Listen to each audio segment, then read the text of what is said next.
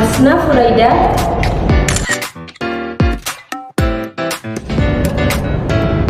Naya Natania Dewanti,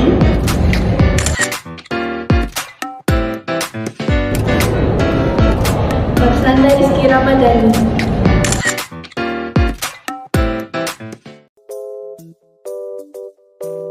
Menata ruang kelas dan perlengkapannya terdapat dua hal. Yang pertama, 4 kunci bagi pengaturan ruang yang baik. Menurut Caroline dan Edmund 2011, terdapat 4 kunci bagi pengaturan ruang yang baik yang dapat dijadikan petunjuk penting dalam pelaksanaan manajemen kelas, yaitu sebagai berikut. Yang pertama, menjadikan wilayah berlalu lintas tinggi bebas dari kemacetan. Yang kedua, memastikan bahwa setiap peserta didik dapat dipantau dengan mudah oleh guru. Yang ketiga, menjaga material pengajaran yang sering digunakan dan perlengkapan peserta didik mudah diakses. Dan yang keempat, memastikan bahwa setiap peserta didik dapat dengan mudah melihat presentasi dan tampilan seisi kelas. Yang kedua, panduan pelaksanaan manajemen kelas dan perlengkapannya. Menurut Sodak dan McCarthy 2006, dalam bukunya mengemukakan bahwa terdapat beberapa panduan dalam pelaksanaan manajemen kelas dan perlengkapannya sebagai berikut. yang pertama adalah dinding di dalam kelas yang hanya ditempel poster agar bisa membangkitkan minat belajar peserta didik. Yang kedua adalah ruangan lantai yang hendaknya diatur perlengkapannya sehingga posisi guru dan papan tulis atau layar HP yang digunakan untuk presentasi materi pelajaran tetap bisa dilihat dengan mudah oleh seluruh peserta didik dari setiap sudut ruangan kelas.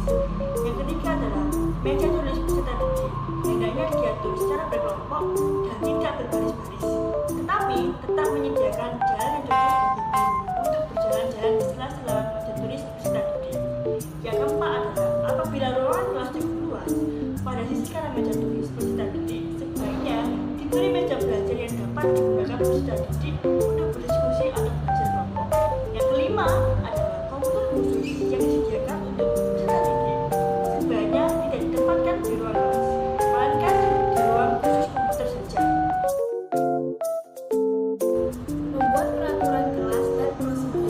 Menurut Feining dan Herman 2006, ruang kelas yang efektif memiliki pola dan kebiasaan yang berlaku dan menjadikan interaksi dan pergerakan mudah diorganisasikan dan dilaksanakan akan mendapatkan kesuksesan dalam pembelajaran di kelas.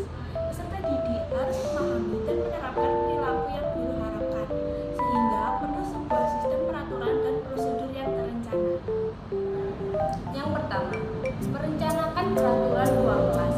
Menurut Caroline dan Edmund 2011, ketika merencanakan peraturan ruang kelas, guru harus membuat pertimbangan yang dapat memadai dan mencukupi wilayah-wilayah peraturan yang paling penting.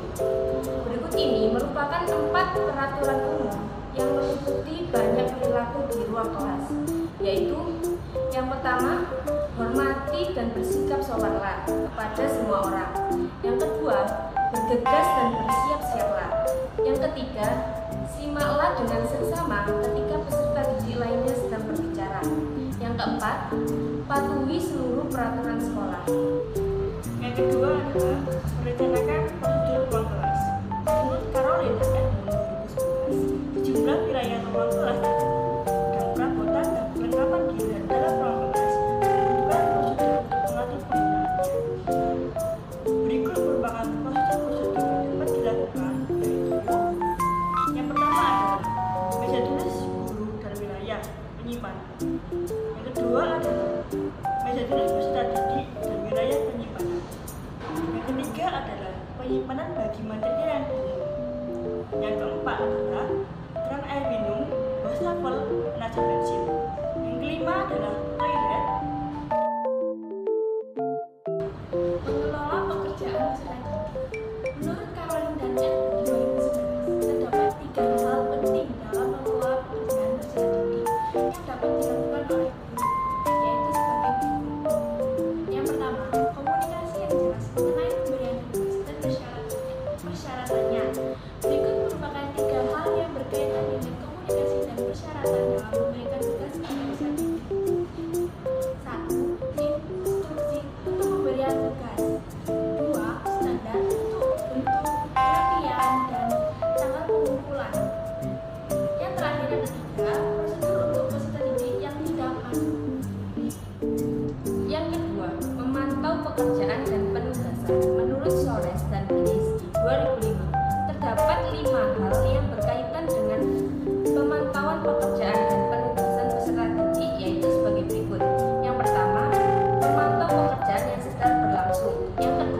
pemantauan penyelesaian tugas.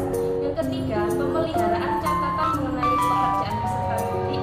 Yang keempat, mengelola portofolio peserta didik. Dan yang kelima, mengelola kertas tugas. Yang ketiga adalah umpan balik kepada peserta didik. Menurut Guru 2010, umpan balik merupakan informasi yang diberikan oleh guru kepada peserta didik mengenai keberhasilan atau kekurangan peserta didik dalam belajarnya. Umpan balik sangat mempengaruhi motivasi belajar peserta didik.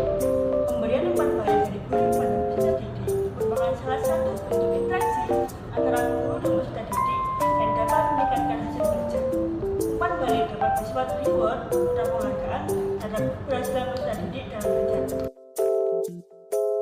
Menciptakan iklim positif di kelas.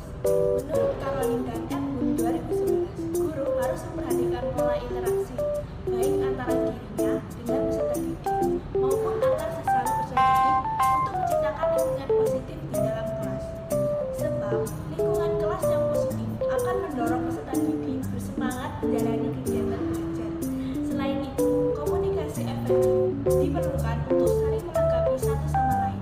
Jadi, guru dan peserta didik harus sama-sama berperan aktif. Guru dapat menerapkan beberapa cara untuk menciptakan iklim positif di dalam lingkungan kelas, yaitu sebagai berikut. Yang pertama, berbicara dengan sopan dan tenang. Yang kedua, berbagi informasi. Yang ketiga, gunakan pernyataan positif sesering mungkin. Dan yang keempat, menciptakan suatu perasaan komunitas.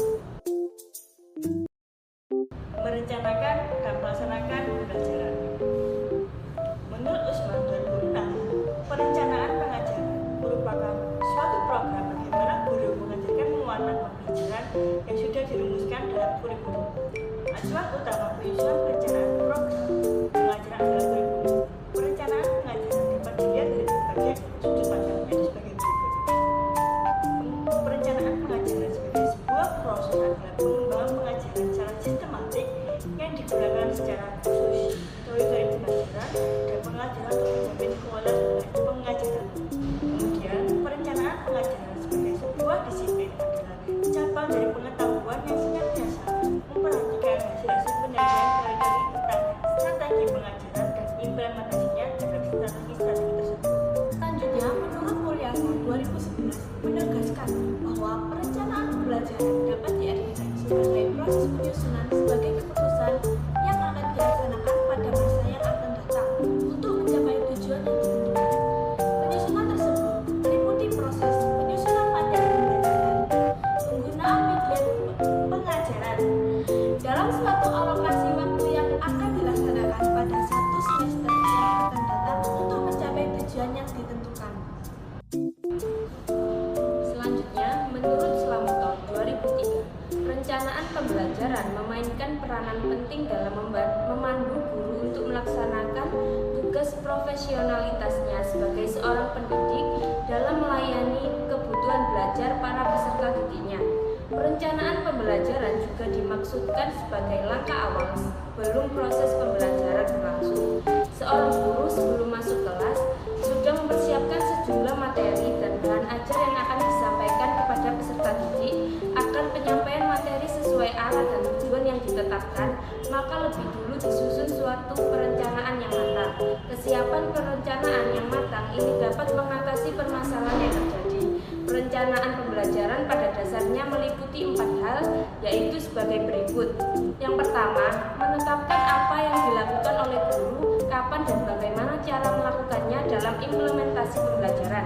Yang kedua, membatasi sasaran atas dasar tujuan instruksional khusus dan menetapkan pelaksanaan kerja untuk mencapai hasil yang maksimal melalui proses penentuan target pembelajaran. Yang ketiga, mengembangkan alternatif pembelajaran. Dan yang keempat, mengumpulkan dan menganalisis informasi-informasi yang penting untuk mendukung kegiatan pembelajaran. Mengelola perilaku peserta didik bermasalah. Menurut Mulyasar 2011, perilaku bermasalah merupakan suatu persoalan yang melibatkan kepedulian guru. Bukan semata-mata perilaku itu mengganggu proses pembelajaran, melainkan suatu bentuk perilaku agresif maupun pasif yang dapat menimbulkan kesulitan dalam bekerjasama dengan teman.